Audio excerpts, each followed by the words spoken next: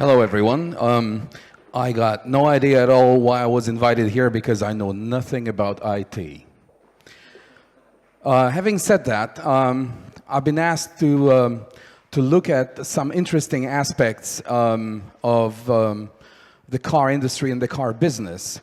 And because we're talking about all kinds of bright and beautiful future out there, autonomous cars, everybody happy. I didn't see anybody talking about cars crashing or failing or those beautiful single-seat drones falling out of the sky. But knowing the history of mankind, things will happen. So I decided to talk about fake news. It's a very current topic, and fake news have been around for a very, very long time. This is an example of a communist-era Polish newspaper, and at that time they were full of lies. Still, a number of people believed them because the news was coming from just one source. Fake news are not a new phenomenon.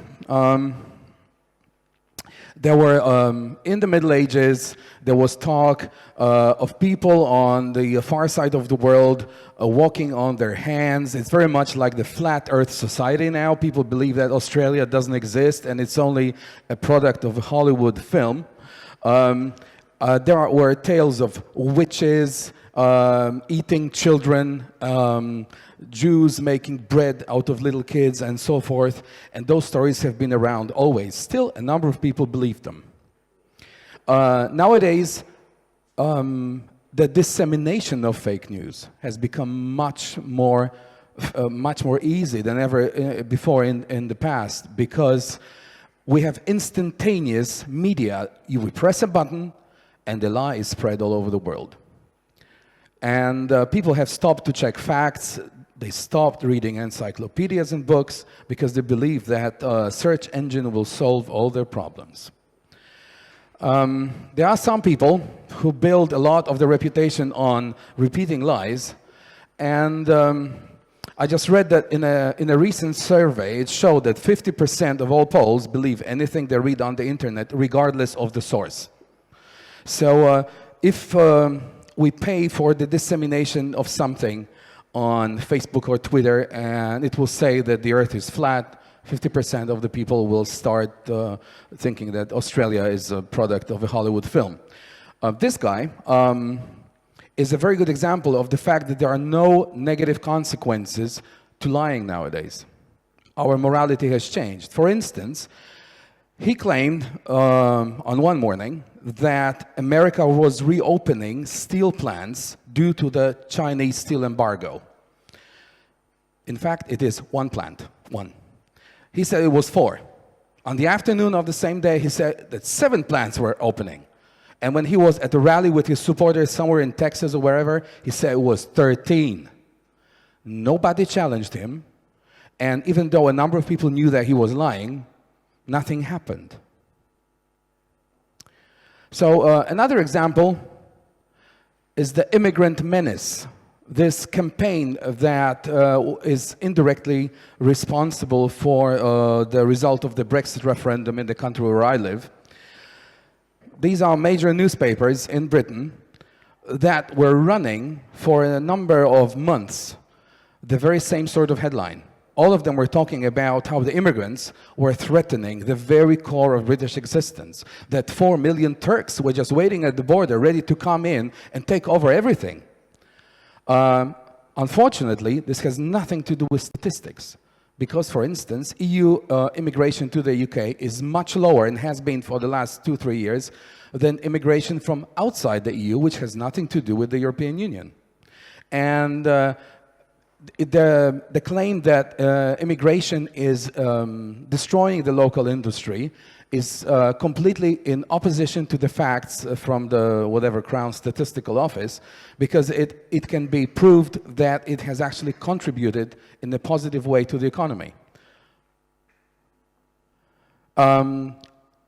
These are just some facts from the Office of National Statistics that actually proves that none of those claims raised in the media at the time of the preparation for the Brexit referendum was true. The first instance of automotive fake news comes from 1861. In Britain, the Parliament passed a group of laws that were called the Locomotion Acts. They were to do with the first steam-powered machines running on the roads of Britain. And obviously, the claim was that it was for the betterment of the people, to preserve their safety, because there were lots of claims that cows will stop giving milk, that hens will no longer lay eggs when those noisy machines passed through a village. So there was the law introduced that there had to be a man carrying a red flag walking ahead of a vehicle whose speed was severely limited. But the actual fact was that none of that was true. The real reason for the Parliament to pass the law was that all the members of Parliament owned shares in the railroad companies. So there was an ulterior motive. They wanted to preserve that monopoly for as long as humanly possible. This is a humorous cartoon from the end of the 19th century showing how people wanted to minimize the negative impact of the Red Flag Act by carrying tiny flags in traffic. 1932 marks the year that Ford announced that they were introducing the first V8 engine in the world. Well, they did, and that's Henry Ford with the model of that engine, but it was not true, because the first V8 was created in 1909 by a French guy called Levavasseur, who built it for his airplane.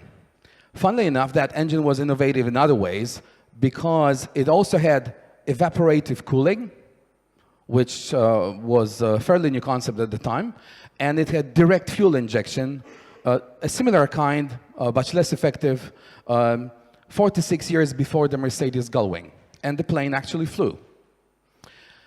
1965 brings another episode in the history of fake news in the automotive industry, and brings an American lawyer called Ralph Nader. Ralph Nader became very famous and made a lot of money. He still makes a lot of money from the books, from the royalties. He wrote a book called Unsafe at Any Speed, the design and dangers of the American automobile. And he claimed that some cars are inherently unsafe. So he made this distinction, which has been with us since, that in actual fact, and it tallies with what some of my esteemed colleagues have spoken about before, the responsibility for accidents shifted towards the car. Because if you claim that the car is guilty, the designers and the producers of the car are guilty of negligence, then the driver is exonerated. So he talked about this car, the Chevrolet Corvair, and he claimed that it was less safe than any other car in the streets. Because this car actually it's a very funny design, because it's rear-engined, like a 356 or 911 Porsche. It had a flat 6 engine, and it powered the rear wheels, so there was a rear weight bias, whereas most of the cars, 99% of the other cars, were front-engined, rear-wheel drive with a different weight bias. And the reason that some of these crashed, but not more than others, that was just a blatant lie, was because people were unused to this different behavior. Also because they did not follow the guidelines for maintenance, because in the American cars of that time, you had the same tire pressure front and rear. And in the Corvair, you needed to observe the difference in tire pressures, which transformed the handling of the car. So the car wasn't really to blame, but once it was blamed by Nader and there was a huge media campaign against the car, sales just stopped. And then what happened in the early 80s? There was a huge phenomenon called unintended acceleration in Audis. It concerned the model called Audi 5000, which was like an America-only model. It corresponded with the Audi 200 in Europe. And it was all over prime news on American TV. People claimed that once they pressed the brake pedal, the car would accelerate and hit things or people or kill the occupants of the car. It was a big claim. Obviously, to any engineer in the world, it's clear that it's not possible. Okay? No car will accelerate once you press the brake pedal. But there were a number of mistakes that Audi made which affected the public outcome of what happened with this whole affair. One, being German engineers, they tried to do things the German way. So the brake pedal on those two-pedal automatic cars was much smaller than the 2-foot American brake pedal. So Americans wearing big boots would very often accidentally press both pedals. That was one. Also, the idle control on the engine, because we're talking about early days of injection in engines, the idle control was not very precise, and sometimes the idle speed would jump, okay? So you would try to apply a little bit of throttle, but the car would jump forward. So that was another reason. And the third reason was that the car had a small problem with the shape, like I said, the shape of the pedals, the idler speed, and also the way they communicated the problem to the public was completely wrong, because they immediately started attacking the media. The media were all lying, but it didn't matter because they came off as people trying to cover something up. In actual fact, there were not more unintended acceleration accidents with Audis than with any other cars of the era, which are mostly low speed, elderly people, confused, tired, whatever. But still, the problem persisted. Audi sales dropped to 0 in the US for 3 years. And the next thing, which is very similar to the Audi phenomenon, was the Toyota spontaneous unintended acceleration phenomenon of 2011. You may remember, although lots of you are very young, that there was this woman who came up and said that she had this huge accident because her Prius accelerated when she pressed the brake pedal. And immediately other people started coming in saying the same thing. There was this police officer who ended up in flames, dying with his family in a Lexus that would accelerate when the brake pedal was pressed on the highway and whatever. And all of these accidents, obviously, were investigated by the NHTSA in the US. And Toyota provided source code to the ECU in all those cars, and it disclosed that it was actually collating data from instances of recent driving, which nobody was aware of. And it actually noted throttle position and brake pedal position, brake pedal pressure, as well as other data. None of the people who claimed to have pressed the brake pedal when the car accelerated pressed the brake pedal. And the NHTSA completely exonerated Toyota. Also, the percentage of cars that were reported to have suffered from unintended acceleration was exactly the same as for any other brand. This was just a media thing. They said, okay, we're at fault. We're gonna recall over 1.1 million vehicles and replace the gas pedals. Which they did, because the gas pedal was made quite long. Lots of Americans have trouble moving their feet, so pedals are made quite long, so they have very little, motion in their ankle. And once they put some extra mats on the floor, the pedal would become wedged against the mats and just stay blocked. But had those people pressed the brake pedal or switched to neutral, there would be nothing. Nothing would happen. The car would slow down and stop. And this was checked and checked over. I actually checked it on a Lexus, driving much faster than the law allowed. I shifted to neutral, and there was no drive left to the wheels, even though it's an electronic lever. So human error was the cause for that, but Toyota did the smart thing. They said, okay, we are at fault, we're gonna fix it.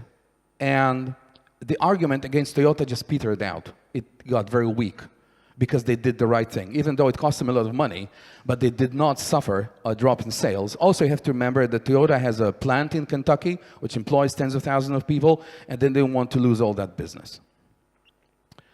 2018. Everybody has seen a headline like that, diesels kill people. Yeah?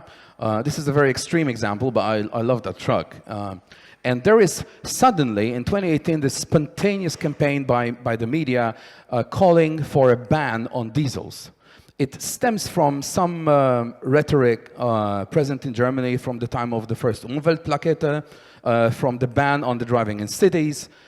But if you really look at the measurement data, which was recently verified by the VDA in Germany, it's not true.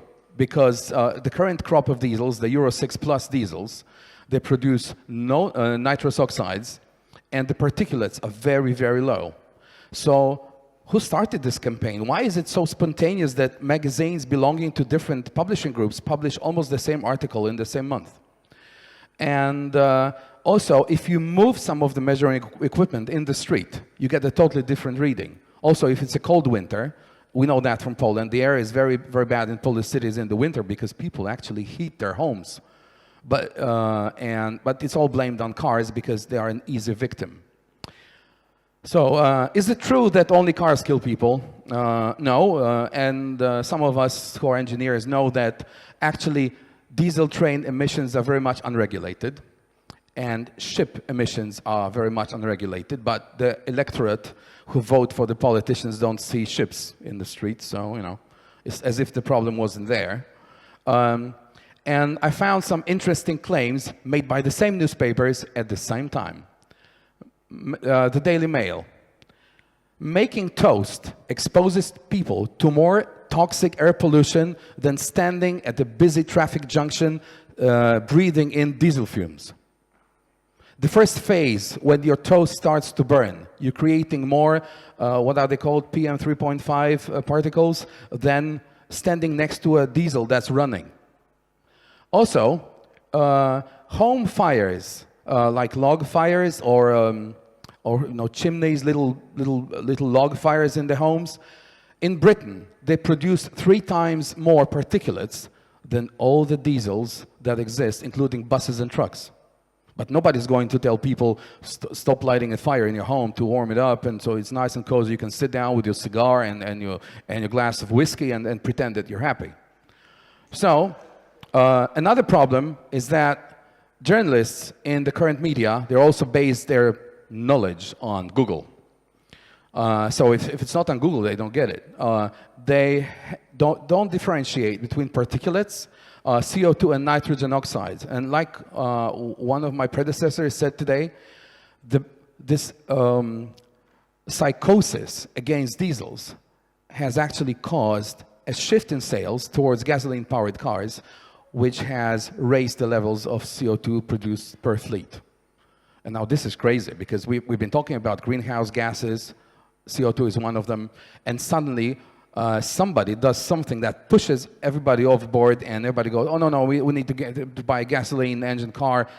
Yeah, but gasoline engines, I mean, I'm not going to go into detail, but in terms of efficiency, they are less efficient than diesels. Sorry about that. Less efficient than electric. Yeah, but you have to produce the electricity somewhere anyway. And what's the agenda? What's the reason for that happening? That's one of my favorite people of all time, Cicero, the great Roman lawyer and philosopher. And he had one thing that he inserted in many of his speeches. It's cui bono. Who benefits? You always have to think, who benefits from something that's happening? There is something that seems to be the case, seems to be the reason for some action. But what is the real reason? I'll give you an example. If a country attacks another country and says it's because its own citizens were in danger, it usually means the other country has something they want. Yeah? Either land or oil or something. And in the case of diesels, if you look at the publications that were in the press at one time, and they caused the public to change their buying habits, because on one hand, people think they are more responsible, or they are better than everybody around them if they stop buying diesel. And on the other hand, people follow the crowd. So we have this effect when people try to follow the path of least resistance. If everybody around me is saying, no, diesels are bad for you, they will kill your children, I'm not buying a diesel anymore. So for instance, Jaguar Land Rover, at the cost of several billion pounds, built a diesel engine plant in Britain. And nobody wants to buy diesels anymore. So that's why they are in the red now, very badly in the red, and the whole company could collapse under the weight of that debt, because an engine manufacturing plant is not something you can shift to doing something else overnight. So who benefits? And if you keep that in mind, I mean, the only reason I'm speaking here is basically because GlobalLogic wanted me to provide some entertainment. And the second reason is that I wanted to make you think about stuff that nobody talks about, which is connected with how the automotive sector is developing now towards more software-based solutions, car sharing, autonomous driving. If you just apply all the cases I've described to the future, how will the media treat accidents where an electronic driver aid is a factor? Okay? Once, and Oleg Rzepecki might remember that, I borrowed a Mercedes test car from a Mercedes in Warsaw, and I couldn't drive it out of the parking lot because it was a front-wheel drive car and one of the half shafts was broken. It's very difficult to drive a front-wheel drive car with an open diff when there is only one drive shaft. Impossible. And the guy who crashed it before and didn't think of mentioning it to anyone, he said that it was the fault of the ESP because the car should have turned and it didn't. So he claimed that the electronic aid caused the accident rather than his lack of knowledge of physics. But let's think about a crash involving an autonomous car. Okay, at the moment, the legal side is very clear. The driver, at the moment, who is in the car, is responsible for the behavior of the car. Who will be responsible? The software engineer who produced the software that runs the car? Or the guys who made the LiDAR sensor? Or the guys who made a stereoscopic camera that detects traffic signs? Or perhaps the people who built the car? Or perhaps the company that operates the car and neglects to do proper maintenance? This becomes a very difficult topic, and it means that somebody who doesn't like your company, whatever you do, they have a weapon, they can fire at you, and it will be very successful because of how people perceive this type of news. They will just believe whatever they're told. The next thing, how will the media report on those crashes? Okay? Let's look at a really sad scenario. The Chinese, who at the moment are introducing about 500 new electric vehicles on the market at the Shanghai Motor Show. Once they satisfy the dwindling local demand, they will have to sell those cars elsewhere. Okay, so they will sell them here. What happens if one of those cars actually kills people or hits a car that is not an autonomous car or an electric car or whatever? How will the media talk about it? Will they follow the same lines they followed with diesel without investigating the real causes? And they will just say, yeah, this company makes cars that kill people. Look at the recent crisis with Boeing. The main problem was not that the plane had a stability augmentation system. It was the fact that they didn't tell anyone. Who will be held responsible? We already covered that. And how will that affect purchasing decisions? So if, for instance, there is a spate of electric car fires where people die, is it going to turn people away from electric in total or just from one brand? How will that affect people who actually make the decisions while we still buy and not share if their favorite brand is affected? It happened with diesel, and it worked like in 3 months, the whole behavior of the purchasing public in Europe changed. And again, who will benefit? Some of you are aware as IT specialists that it's very, very cheap to buy views of your post or whatever on any social media. And lots of people started to believe social media more than a professional news organization. Okay, so in a professional news organization, people actually verify facts before they go on air. But if you post something on Twitter, it's just you. It's much more cheap than ever before. And Cambridge Analytica is a great example. We had no idea it existed until it was uncovered. And even now, the data of Cambridge Analytica is not accessible to the courts in Britain. And the people who were thrown out of the company still have secret codes of access. Why and how? The truth will not help you because it doesn't count anymore. You just have to make a better impression than everyone. And the current behavioral patterns of public opinion, when people are faced with fake news, well, to me, they resemble something of a religious cult. It's a question of belief and faith and not knowledge. I still believe that we have a bright future ahead of us. And on that note, have a very good afternoon. Thank you.